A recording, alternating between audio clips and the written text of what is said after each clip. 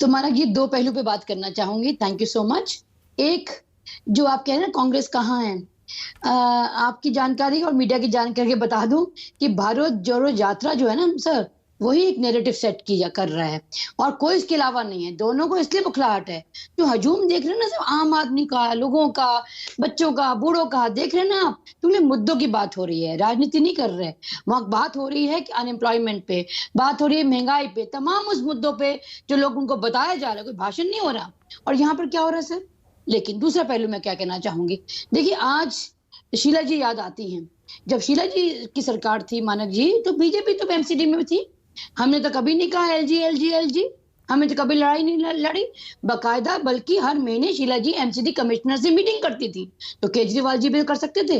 तो कहने का मतलब ये है सर कि शीला जी ने वर्ल्ड क्लास सिटी दिल्ली को बनाया था, आज उसी सिटी को इन्होंने डिस्ट्रॉय कर दिया कंप्लीटली। चाहे लैंड, एयर, वाटर, दोनों ने मिलके सर, दोनों ने मिलके। आपस में झगड़े नहीं खत्म होते, इनकी तू में खत्म नहीं होती। कोई कचरे की बात करता है, कोई पानी की बात करता है। राहत कब मिलेगी, जो आपका क्वेश्चन है? हमने भी तो करके दिखाया था। क्या हम सीएनजी लेके नहीं आए थे? क्या ऑटो रिक्शा में हमने सबसे पहले सीएनजी नहीं की थी? या केरोसिन मुक्त दिल्ली नहीं की थी हमने? तो ऐसी बात नहीं है। कांग्रेस का किया हुआ काम लोगों को याद आ रहा है। वो अलग बात है कि मीडिया नहीं दिखाती, वो अलग बात है मीडिया हमेशा ये कहती है कांग्रेस दिखाई नहीं दे रही। उसी गुजरात में कांग्रेस 2 नंबर में थी ना सर। हिमाचल से क्यों भाग के आ गए आम आदमी पार्टी? तो इनको सिर्फ सत्ता का लोभ है सर। ये हमेशा जब भी आते हैं मानक, जब नोटिस करें, कभी कहेंगे ईमानदार सरकार लेके आइए, कोई कहेगा कि ये देश को बचाना है, न्यू इंडिया लेके आना है। ये सारी बातें नैरेटिव सेट करेंगे, लेकिन काम एक भी नहीं करेंगे। 8 साल मिले ना इनको, और एमसीडी में तो ऑलरेडी 17 साल हो गए। क्यों नहीं काम को आगे बढ़ाया? जो शीला जी बढ़ा के लाई थी, तब तो झगड़े नहीं होते थे, तब तो फंड भी जाता था और काम भी होते थे। तो पॉइंट ये है, अब मेरा पॉइंट भी सुन लीजिए। बीजेपी ने लगाया है ना मानक जी, जो पौधा बीजेपी ने लगाया है ना, आज वही नासूर बन के इनको खा रहा है। अच्छा। तो वो खलबलाहट है, इनको कुछ नहीं।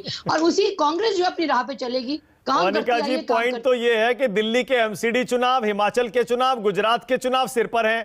2 महीना भी नहीं रह गया और आपके सारे नेता तो वहां पर भारत जोड़ो यात्रा दक्षिण भारत में निकाल रहे हैं। इसका मतलब बड़ा क्लियर है कि आपकी पार्टी का फोकस 2024 का चुनाव है। विधानसभा चुनाव पर आपने ध्यान नहीं दिया। Not at all. किसने कह दिया? सारे लीडर्स परिपक्व हैं sir.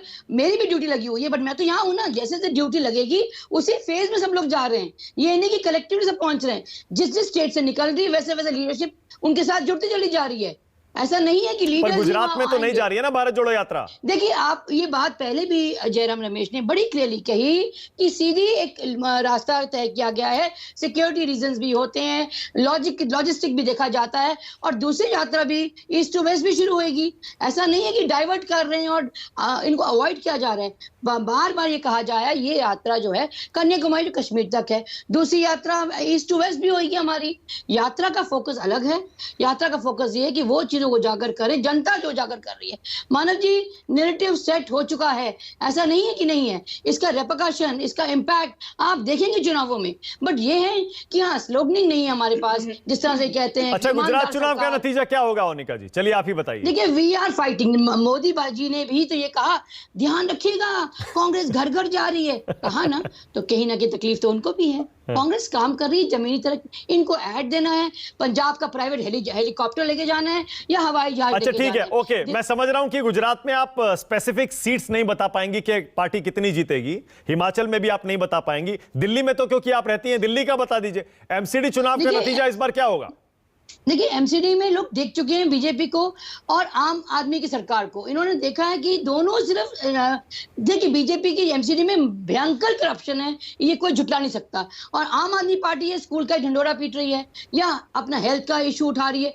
But we can't brush away this. जो और मुद्दे हैं उनको ब्रश असाइड नहीं कर सकते। स्कूल का मुद्दा भी उजागर होगा मानक भाई। जो 500 स्कूल का वादा करके आए थे, कुल 20 बनाए हैं। स्विमिंग पूल जो इन्होंने कहा था, कुल 5 बने हैं। सारे मैं 2017 का रिजल्ट दिखा दूं एक बार फिर से आपको एमसीडी चुनाव का, पिछले एमसीडी चुनाव का। हमें पता है बीजेपी ने लैंडस्लाइड किया था एमसीडी में। दिखाइए जरा, लाइए स्क्रीन पर, लाइए 2017 का एमसीडी चुनाव का नतीजा। मानक जी, आम आदमी पार्टी दूसरे नंबर पर थी, आपकी पार्टी तीसरे नंबर पर थी, थर्ड। मानक जी, इस बार का नतीजा बताइए आप, इस बार क्या होगा?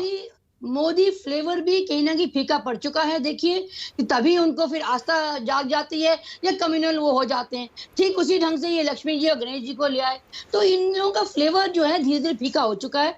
लोग समझ चुके हैं सिर्फ सिर्फ गिमिक्स हैं। गिमिक्स से जनता कुछ तक तो डुगडुगी बजा के बड़ी खुश होती है, तमाशा। बट आफ्टर अरे तो कुछ तो बताइए, इस बार कितनी सीटें जीतेंगे आप एमसीडी में, मोनिका जी? बहुत बेहतरीन। अरे कांग्रेस वापस रिबाउंड करके आएगी, आप देखिएगा। गुजरात में भी अच्छा प्रदर्शन होगा हमारा। देखिए जीत हार की बात अलग बात है, पर प्रदर्शन की अगर बात करें, पब्लिक त्राही त्राही मचा रही है जिस तरह से इनकी हालत है।